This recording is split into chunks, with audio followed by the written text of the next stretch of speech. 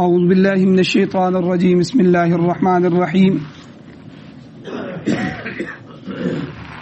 اللہم صلی علی سیدنا و مولانا محمد وعلی آل سیدنا و مولانا محمد وبارک وسلم وصلی علیہ رب اشرح لی صدری ویسر لی امری واحلل عقدۃ من لسانی یفقہوا قولی وَإِذِ اسْتَسْقَى، اور اس وقت کو یاد کرو، اس انعام کو یاد کرو کہ جب مانگا، طلب کیا موسیٰ علیہ السلام نے لِقَوْمِهِ، اپنی قوم کے لیے پانی. جب موسیٰ علیہ السلام نے اپنی قوم کے لیے پانی اللہ سے طلب کیا، دعا مانگی، فَقُلْنَا، ہم نے کہا کہ اضرب، آپ ماریں بِعَصَاكَ، اپنے اس عصا کو، اس لاٹھی کو، الحجر، پتھر پر. آپ اپنے ہاتھ میں جو پکڑی ہوئی لاٹھی ہے، اس لاٹھی کو اس سامنے جو پتھر ہے اس پتھر پر مارے. فانفجرت، پس پھوٹ پڑے، بہ نکلے، منہ، اس پتھر سے، 12 عینن، چشمے. اللہ نے اس پتھر سے 12 چشمے جو ہے وہ جاری فرما دیے. قد علم، تحقیق جان لیا، پہچان لیا، کل اناس، تمام لوگوں نے، یعنی ہر قوم نے، ہر خاندان نے، ہر قبیلے نے، مشربہم، اپنی گھاٹ کو، اپنے پانی پینے کے مشرب کو، اپنے پانی پینے کی جگہ کو. کلو، اللہ نے فرمایا کھاؤ، واشربو، اور پانی پیو، من رزق اللہ، اللہ کے رزق سے. ولا تعثوا فی الارض مفسدین، اور نہ پھیلاؤ زمین میں فساد، نہ پھیل جاؤ زمین میں فساد مچا کر. بنی اسرائیل پر اللہ جل شانہ نے جو بے شمار انعامات کیے تھے، ان انعامات کا تذکرہ چل رہا تھا. اور سورہ بقرہ کی آیت نمبر 60 آج کے درس میں تلاوت کی ہے. اس کا ترجمہ آپ نے سماعت فرمایا. اس آیت کے اندر اللہ جل شانہ نے، چونکہ یہ سارے واقعات وادی تی میں پیش آئے تھے، اسی کو اللہ نے دوبارہ ذکر کیا کہ جب ان کو وہاں پیاس لگی تو انہوں نے پانی مانگا. موسیٰ علیہ السلام کے پاس آئے کہ ہمیں پیاس لگی ہے، آپ اللہ سے کہیں کہ ہمارے لیے پانی کا بندوبست فرمائیں. تو موسیٰ علیہ السلام نے دعا کی تو ایک خاص پتھر تھا، عام پتھر نہیں تھا، ایک خاص پتھر تھا جس کو عصا مارنے سے، قدرت خداوندی سے 12 چشمے نکل پڑے. اور ان کے 12 خاندان تھے، 12 قبیلے تھے کہ حضرت یعقوب علیہ السلام کے 12 بیٹے تھے، یوسف علیہ السلام، بنیامین اور اس طرح دوسرے. تو 12 بیٹوں، ہر ایک کی اولاد کا ایک ایک خاندان تھا. تو ان کو انتظامی معاملات میں الگ الگ ہی رکھا جاتا تھا، الگ الگ ہی جو ہے انتظام کے لیے سب کے افسر جو ہے وہ بھی جدا جدا تھے. اس لیے اللہ نے ان کو جب بحر کلزم سے پار کیا تو تب بھی اس دریا میں بھی 12 رستے اللہ نے بنائے، جہاں سے ہر خاندان الگ الگ اپنے اپنے رستے سے نکلا، تاکہ کوئی لڑائی جھگڑا نہ ہو، نزاع نہ ہو، اور آپس میں کوئی چپکلش پیدا نہ ہو. تو یہاں بھی اللہ نے ان کے لیے 12 چشمے جو ہے وہاں جو اس پتھر سے اللہ نے جاری فرما دی. تو اور آگے فرمایا کلو واشربوا من رزق اللہ، کہ کھاؤ اور پیو اللہ کے رزق سے. کھانے سے مراد یہاں من و سلوہ ہے کہ من و سلوہ میں نے جو اتارا ہے وہ تم کھا رہے ہو، اور پینے سے مراد یہاں پانی ہے کہ ساتھ تم پانی پیو. اور ولا تعثوا فی الارض مفسدین، زمین میں فساد نہ مچاؤ. نافرمانی کرنا اور ترک احکام جو ہے، احکام کو چھوڑ دینا، اس کو اللہ نے فتنے اور فساد سے تعبیر فرمایا کہ میرے احکامات کو چھوڑ دو گے تو زمین میں فتنہ پھیل جائے گا. فی الارض مفسدین، یاد رکھیں اللہ کی نعمتوں کو کھا کے، اللہ کی نعمتوں کو استعمال کر کے، اللہ کی زمین کو استعمال کر کے، اللہ نے جو آزاد ہی ہیں، دل، گردے، ہر چیز، اگر ان کا ہم سے چارج لیا جاتا، ان کا ہم سے کرایہ لیا جاتا تو کروڑوں روپے جو ہے ماہانہ کے کرائے بنتے ہیں. تو اللہ نے اتنی نعمتوں کے احسانات کیے ہیں، تو یہاں اللہ نے ان کو جتلایا کہ دیکھو تم نے بھوک کی شکایت کی تو میں نے من و سلوہ اتار دیا، تم نے پانی کی شکایت کی، میں نے تمہارے لیے ہر خاندان کے لیے الگ الگ چشمے جاری کر دی. اب کلو، کھاؤ، واشربو، اور پیو، من رزق اللہ، یہ اللہ کا رزق ہے. اس کو اپنا نہ سمجھنا کہ یہ میں نے اپنی صلاحیتوں سے کمایا. بڑے بڑے صلاحیتوں والے لوگ فالج پڑ گئے تو ضائع ہو گیا. ٹھیک ہے, کسی کام کے نہیں رہے, اپنی مرضی سے جو ہے زمین سے نہیں اٹھ سکتے, چارپائی پہ بیٹھے ہیں تو نیچے نہیں بیٹھ سکتے, نیچے بیٹھے ہیں تو آپ اٹھ کر چارپائی تک نہیں بیٹھ سکتے. بڑے بڑے لوگ اللہ نے ان کو ناکارہ کر دیا. تو یہ رزق اللہ ہے, اللہ کا رزق ہے. اللہ نے تمہیں صلاحیتیں دی, اللہ نے تمہیں دماغ دیا, اللہ نے تمہیں جوانیاں دی, اللہ نے تمہیں جو ہے زمین و زر دیا, اللہ نے تمہارے لیے یہ حالات بنائے, اور حالات کے بدلنے میں کوئی دیر نہیں لگتی. کتنے واقعات قرآن پاک میں آتے ہیں, ہستی بستی کھیلتی بستیاں اللہ نے اجاڑ کے رکھ دی جنہوں نے اللہ کے حکموں کی نافرمانی. ایک رات کے اندر جو ہے صبح اٹھے تو دیکھا کچھ بھی نہیں تھا, چٹیل میدان بن گیا. کتنی کتنی بڑی بستیاں, عاد و سمود کی قومیں, بڑی بڑی قومیں جو ہے درختوں کو جڑوں سے اکھاڑ دیتی تھی, جن کا دعویٰ تھا من اشد منا قوہ, ہم سے بڑی طاقت رکھنے والا کون ہے, کوئی ہے ہم سے بڑا طاقتور. اللہ نے ایسے پٹکا پٹکا کے مارا زمین پہ کہ ان کی لاشیں مسخ ہو کے رہ گئی. تو اللہ نے ان کا وجود ختم کر دیا. تو بہرحال تو اللہ نے یہاں بھی فرمایا من رزق اللہ, یہ اللہ کا دیا ہوا رزق ہے, اللہ کے رزق میں سے کھاؤ. ولا تعثوا فی الارض مفسدین, زمین میں فساد نہ مچاؤ. اور یہاں فساد نہ مچاؤ کا مطلب کیا ہے کہ تم میرے احکام کی نافرمانی نہ کرو, ترک احکام نہ کرو. جو حکم میں نے تمہیں دیے ہیں, جس مقصد کے لیے تمہیں پیدا کیا گیا ہے اس مقصد سے نہ ہٹو. تمہیں دنیا کمانے کے لیے پیدا نہیں کیا گیا, مقصد تمہارا یہ نہیں ہے. ضرورت ضرور ہے, اس کی اجازت بھی دی گئی ہے, اپنی ضرورت کے درجے میں ضرورت سے زائد بھی کما سکتے ہو, لیکن اس کو مقصد نہ بناؤ. جب دنیا کے اندر موجود ہو اور نماز کا وقت آ جائے تو دنیا کو چھوڑ دو, چاہے کروڑوں کا نقصان ہو جائے. پہلے اللہ کا حکم پورا کریں گے پھر دنیا کمائیں گے. نہیں آتا تو نہ صحیح, نہیں ملتا تو نہ ملے, لیکن اللہ کے حکم کو پہلے پورا کرنا. تو اس کو کہتے ہیں اللہ نے جو مقصد دے کے بھیجا ہے اس مقصد پر انسان چل رہا. تو بہرحال یہاں بھی ان کو یہی کہا گیا. اب امام قاضی بیضاوی رحمۃ اللہ علیہ اپنے تفسیر بیضاوی میں فرماتے ہیں کہ یہ جو 12 چشمے اللہ نے ان کے لیے جو ہے وہاں سے پیدا کر دیے, 12 چشمے پھوٹ پڑے, تو یہ ایک معجزہ ہے حضرت موسیٰ علیہ السلام کا. خوارق کے عادت چیز ہے, عادت سے ہٹ کے ایک چیز ہے. تو بعض لوگوں نے اس کا انکار کیا. ان کا انکار کرنا یہ بہت بڑی غلطی ہے. حالانکہ بعض پتھر ایسے ہیں اللہ تعالیٰ نے ان کے اندر بعید از قیاس, یعنی قیاس میں یہ بات بھی نہیں آتی, خلاف عقل جو ہے عقل بھی نہیں مانتی, یہ اللہ نے ان میں تاثیر رکھتی ہے کہ وہ لوہے کو جذب کر لیتے ہیں. تو بعض یہ مقناطیس جو ہوتا ہے یہ بھی ایک قسم کا پتھر سے ہی نکلتے ہیں, تو یہ بھی جو ہے لوہے کو پکڑ لیتے ہیں. ان کے اندر اللہ نے تاثیر رکھی ہے, ان کے اندر تو کوئی چیز نہیں ہوتی. کیا چیز ہے اللہ نے ان کے اندر رکھی ہے کہ یہ لوہے کو کھینچتے ہیں. تو اسی طرح بعض پتھر ہے کہ وہ پانی کو, دودھ کو اپنے اندر جذب کر لیتے ہیں. بعض پتھروں کے اندر اللہ نے بڑی بڑی خاصیتیں رکھی ہیں, تو اس لیے یہ تاثیر بھی ہے. تو یہ تاثیر پیدا کر دینا یہ اللہ کا کام ہے, قدرت خداوندی ہے. تو اللہ کے لیے کوئی مشکل نہیں ہے اللہ کچھ بھی پیدا کر. اب آپ دیکھیں جتنے بھی سائنسدان ہیں, جتنے بھی تاریخ دان ہیں, ریاضی دان ہیں, جغرافیہ دان ہیں, جو بھی ان کو کہہ لیں, یہ سب کے سب ناقص العقل ہیں, ان کی عقلیں کامل نہیں ہیں. تو محض سطحی نظر رکھتے ہیں, تو جو ہے اس سے اوپر نہیں جا سکتے. اسی لیے سائنس جو ہے یہ الہاد کی طرف لے کے جاتی ہے. سائنس مشاہدہ چاہتی ہے, تجربہ ہو اور مشاہدہ ہو, سامنے چیز ہو. لیکن وہی جو ہے یہ وہی بغیر عقل کے, بغیر مشاہدے کے جو ہے عالم الغیب کی طرف سے غیب پر یقین لانا. ایک غیب ذات ہے, وہ کہتی ہے غیب پر الذین یؤمنون بالغیب, غیب پر ایمان لا. جنت ہم سے غیب ہے, جہنم ہم سے غیب ہے, اللہ کی ذات ہم سے غیب ہے, اور جو ہے اس طرح فرشتے ہم سے غیب ہیں, اور جنات ہم سے غائب ہیں. یہ ساری چیزیں ہم سے غائب ہیں, لیکن ہم ان پر یقین رکھتے ہیں قرآن کی وجہ سے, اللہ کے حکم کی وجہ سے, وحی کی وجہ سے. تو اس لیے سائنس اگر ان پر جو ہے سطحی نظر نہ رکھے, انتہائی گہری نظر رکھ کے غور کرے, تو وہ مسلمان ہو جائے گا. تو اس لیے تندور سے پانی نکلنا, آپ دیکھیں حضرت نوح علیہ السلام, تندور سے پانی نکلنا شروع ہوا. اللہ نے بتا دیا تھا یہ تندور ہے, اس سے پانی نکلے گا, آپ اپنے لوگوں کو تیار کر لیں, کشتی میں بٹھا لیں, بس یہ نشانی ہوگی کہ اب پانی ہی پانی ہو جائے گا. اسی طرح جو ہے نبی علیہ السلام نے جو مٹی پھینکی تھی وہ حضور نے ایک مٹھی پھینکی، آگے اللہ نے فرمایا کہ ان سب کافروں کی آنکھوں میں ہم نے پہنچا دی.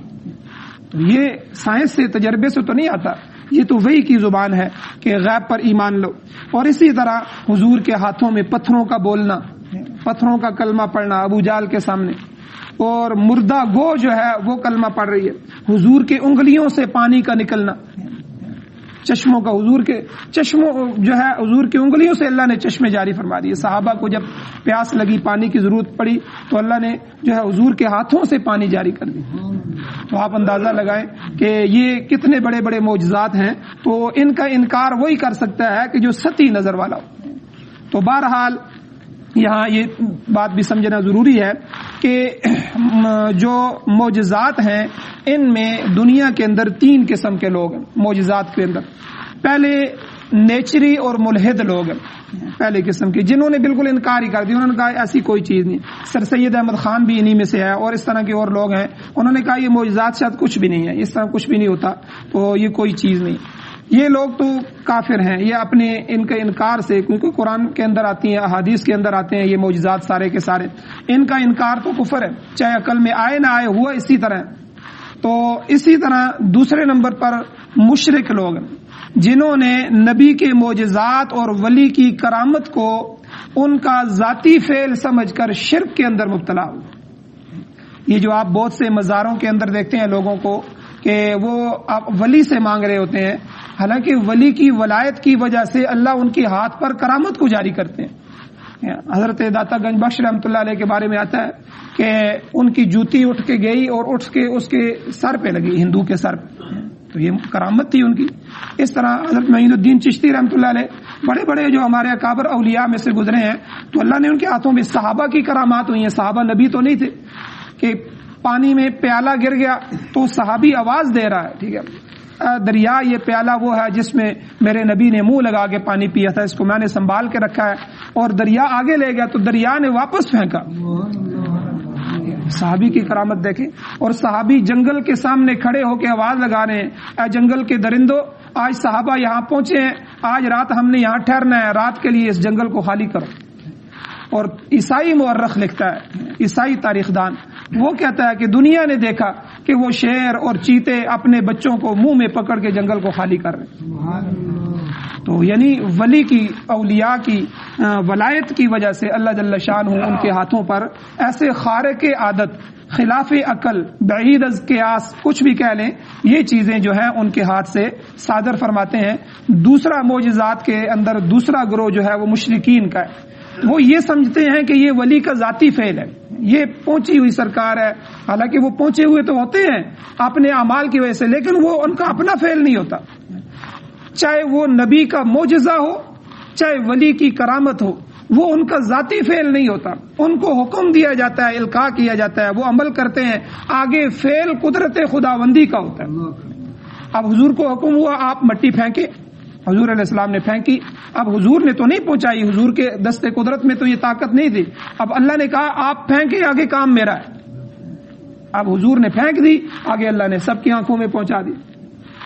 اب اسی طرح حضور علیہ السلام کو فرمایا کہ آپ چاند کی طرف اشارہ کریں، اشارہ کرنا آپ کا کام ہے، آگے اس کو ٹکڑے کرنا وہ ہمارا کام. چاند 2 ٹکڑے ہو گیا، حضور علیہ السلام شق قمر ہوا.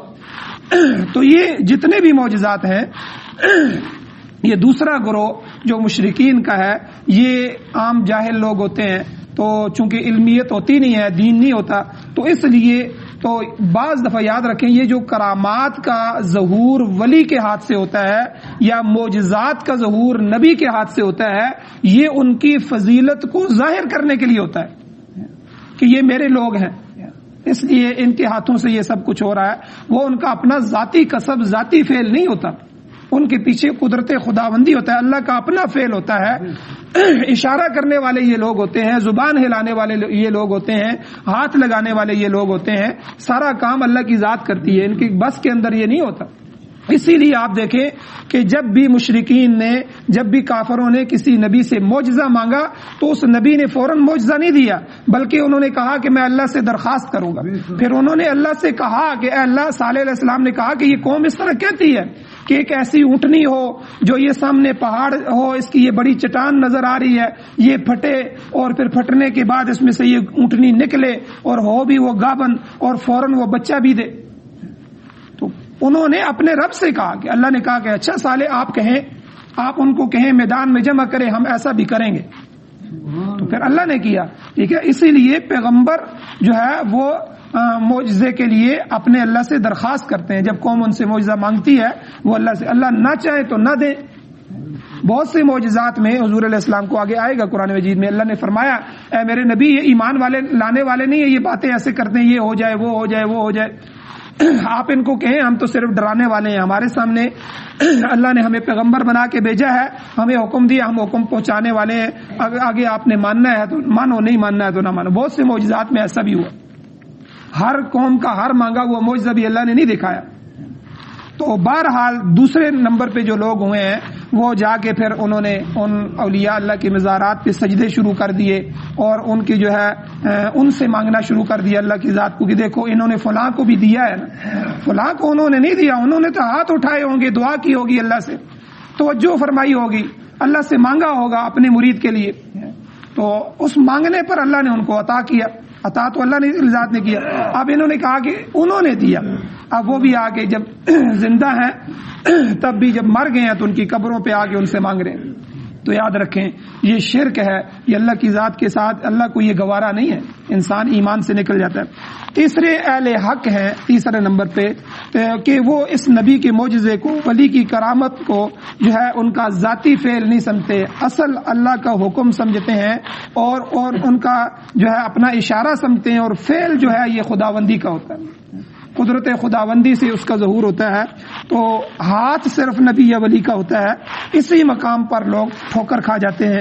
قرآن کہتا ہے اللہ کے نبی کو ما کان علی رسول ان یأتی بآیۃ الا باذن اللہ، کتنے واضح طور پہ قرآن نے کہا ما کان علی رسول، کسی رسول کے لیے یہ مناسب نہیں ہے، جائز نہیں ہے، ان کے بس میں ہی نہیں ہے ان یأتی بآیۃ کہ وہ کوئی آیت کوئی معجزہ لے آئے، الا باذن اللہ مگر اللہ کے حکم سے، اللہ حکم دیں گے تو وہ کریں گے، وہ کریں گے تو اللہ جو ہے اس معجزے کا ظہور فرما دیں گے۔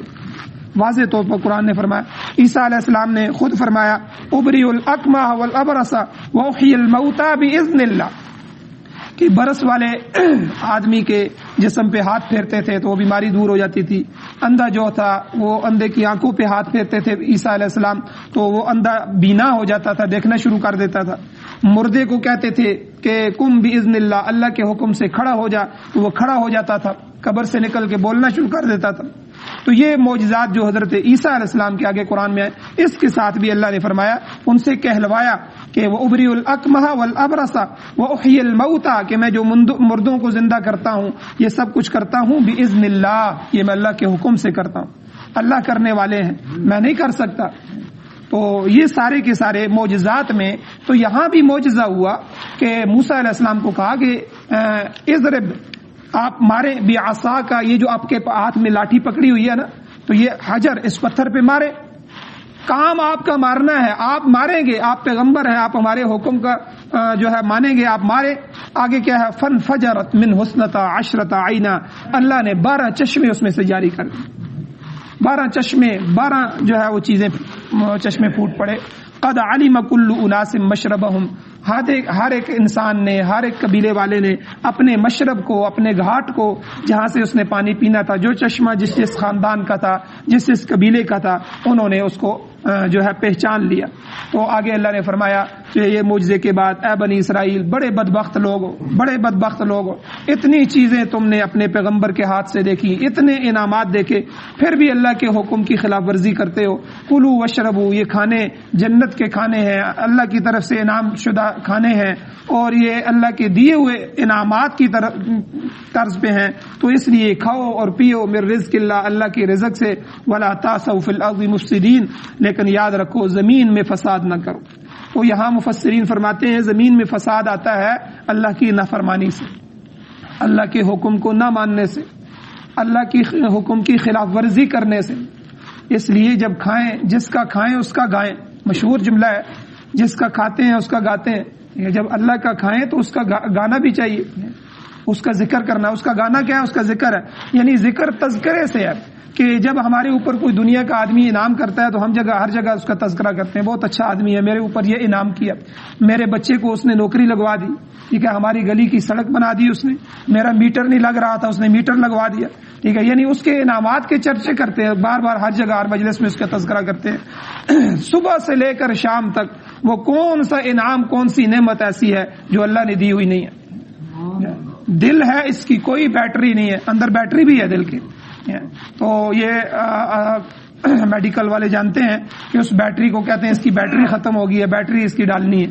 یہ اس پر لاکھوں کے خرچات ہیں, 30 لاکھ 40 لاکھ 50 لاکھ روپیہ بیٹری ڈالنے کا لیتے ہیں. تو آپ دیکھیں پورا دل کی کیا قیمت ہوگی, کروڑوں روپے کا دل خالی جو ہے ہمارے اندر چل رہا ہے. 80 سال عمر ہے, 90 سال ہے, 100 سال ہے, لیکن ایک لمحے کے لیے دل نہیں رکتا. آپ دیکھیں دل کی جو حرکت ہے, جو اس کی پمپنگ ہے, یہ پمپ کرتا ہے جسم میں خون کو, اس میں خون کو دوڑاتا ہے پورے جسم میں. چھوٹی رگیں ہیں, بڑی رگیں ہیں, وریدیں ہیں, شریانے ہیں, ہر دماغ کی رگیں ہیں, ہر تک یہ خون جو ہے اس کے پریشر سے پہنچتا ہے. یہ پریشر تھوڑا سا کم ہوتا ہے تو ہمارا بلڈ لو ہو جاتا ہے. یہ پریشر کم ہوتا ہے, دل کی پمپنگ کم ہوتی ہے تو ہم کتنے پریشان ہو جاتے ہیں, گولی لیتے ہیں, سر درد شروع ہو جاتا ہے, کوئی چیز اچھی نہیں لگتی, ٹھیک ہے, پریشان ہو جاتے ہیں. کیا ہوا ہے جی؟ بلڈ لو ہو گیا, بلڈ پریشر لو ہو گیا. پریشر اسی کو کہتے ہیں نا جو پریشر بناتا ہے, اس کا وہ پریشر بلڈ کا, خون کا, اس نے دل نے لو کرنا شروع کر دیا. کوئی نہ کوئی معاملہ اس پہ ہوا ہے. اسی طرح وہ ہائی کرتا ہے تو بلڈ پریشر ہائی ہو گیا, وہ اپنے دھڑکنے سے زیادہ دھڑکنا شروع کر دیتا ہے تیزی سے, وہ پمپنگ زیادہ تیز. اللہ نے اس دل کو اپنے حساب پہ رکھا ہے, اپنے حساب پہ, کہ 1 منٹ کے اندر غالباً 22 دفعہ یہ دھڑکتا ہے. اب 22 سے 25 ہو جائے, 27 ہو جائے تو بلڈ پریشر ہائی ہونا شروع ہو جاتا ہے, اور 22 سے نیچے 19 ہو جائے, 18 ہو جائے تو بلڈ پریشر لو ہو جاتا ہے. تو اللہ نے کتنی بڑی مشینری فٹ کی ہے, تو اس کا کوئی کرایہ ہم نہیں دیتے. تو یہ کتنی بڑی غداری ہے اللہ کی ذات کے ساتھ. اتنی نعمتیں, اتنی نعمتیں, اتنے احسانات اس کے ہمارے اوپر ہیں, لیکن ہم کیا کر رہے ہیں؟ کل اللہ نے اسی لیے کہتے ہیں کہ قیامت کے دن ہم اعمال کی وجہ سے نہیں بخشے جائیں گے, اعمال کی وجہ سے ہماری بخشش نہیں ہوگی, اللہ کے فضل کی وجہ سے ہوگی. جب حضور نے یہ حدیث بیان فرمائی تو صحابہ نے پوچھا, حضور آپ بھی اللہ کے فضل سے جائیں گے؟ یعنی حضور کی تو ساری زندگی عبادات میں گزری, اللہ کو راضی کرنے میں گزری. فرمایا کہ اے میرے صحابہ, میں بھی اللہ کے فضل سے جنت میں جاؤں. تو یعنی ایک دل کی قیمت 500 سال کی عبادت لگا لیں. اگر عبادات کی وجہ سے ہوتا تو خالی دل کی نعمت کے اللہ حساب شروع کر دیں, اس کی اجرت لیں, اس کا معاوضہ مانگے تو 500 سال کی عبادت بھی ناکافی ہو جائے. تو وہ عبادت جو قبول عبادت ہے. تو اس لیے اللہ سے اللہ کا فضل, اے اللہ رحم فرما, فضل فرما, کرم والا معاملہ فرما, دیکھیں ہم تو تیرے فضل کے محتاج ہیں. تو اس لیے عبادات, بندہ اللہ کے ذات کے ساتھ جو ہے دغا بازی نہ کرے. اللہ کے ساتھ جو تنہائی میں اس بات کو سوچیں کہ اللہ نے ہمارے اوپر کتنے انعامات کیے. کتنے لوگ ہیں جو خیموں میں رہ رہے ہیں, جن کے پاس چھت نہیں ہے. کتنے لوگ ہیں کہ جو ہے کپڑے سے, کپڑا تن کا کپڑا ان کے پاس نہیں ہے, بچوں کو کھلانے کے لیے ایک لقمہ نہیں ہے, پریشان بیٹھے ہوئے ہیں, خودکشیوں پہ خودکشیاں کر رہے ہیں بے وقوف جاہل لوگ. تو لیکن اللہ نے ہمارے اوپر انعامات کیے, کتنے نعمتیں اللہ نے, اولاد کی نعمت اللہ نے ہمیں عطا فرمائی, جو ہے مکانات کی نعمت اللہ نے ہمیں عطا فرمائی, صحت کی نعمت اللہ نے ہمیں عطا فرمائی, پھر جسم ہمیں عطا فرمایا. جسم میں جو ہے وہ ان تعدوا نعمت اللہ لا تحصوها, اللہ کی نعمت, اللہ نے بات ہی ختم فرما دی کہ اللہ کی نعمتوں کو گننا شروع کر دو تو شمار ہی نہیں کر سکتے. اتنی نعمتوں کو اللہ نے کل جب ہم سے پوچھا کہ جب میں نے تمہارے اوپر اتنے انعامات کیے تھے کہ تم نے ہر بندے کی لاج رکھی, ٹھیک ہے, ہر بندے کی بات مانی, ٹھیک ہے, ہر ایک کے تذکرے کیے, تو کیا میری ذات اتنی گری ہوئی تھی؟ میرا کوئی حق نہیں تھا, میرے کوئی حقوق نہیں تھے, تو کیا جواب دیں گے؟ یہ جواب تیاری کرنے کے لیے یہ ہمارا جو ہے, ہم اس کمرہ امتحان میں بیٹھے ہوئے ہیں, اس سے گزر رہے ہیں کہ یہ کسی طرح ہماری تیاری ہو جائے.